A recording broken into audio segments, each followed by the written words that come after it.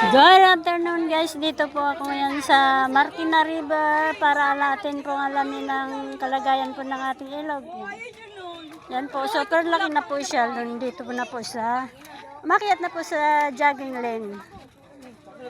Kahapon lang po ay nasa baba lang siya, nasa gulayan lang. Ngayon po umakyat na, sobrang taas na.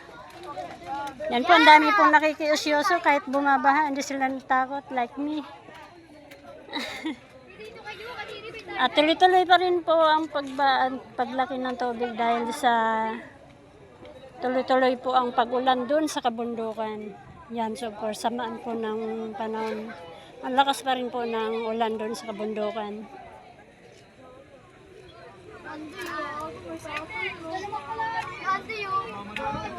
Yan guys, super laki na po ng ilog dito sa Marikina River.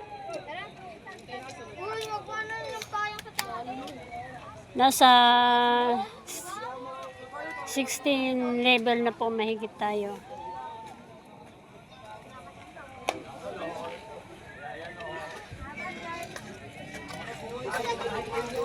So yan lamang po ang aking updates for today. Mag-ingat po ang lahat, lalong-lalo na po sa mga taga-Malanday kasi po tayo ang unang binaba dito. Be alert po tayo guys. Tayo po ay mag-asikaso na ng ating mga gamit. Especially po ang ating mga anak. So thank you again guys. And thank you for watching. Babu, uwi na rin po ako. Baka ako'y tangayan pa rito. Wala na kayong taga-report. Rada! Rada! Hindi, naalala ko yung nalunod.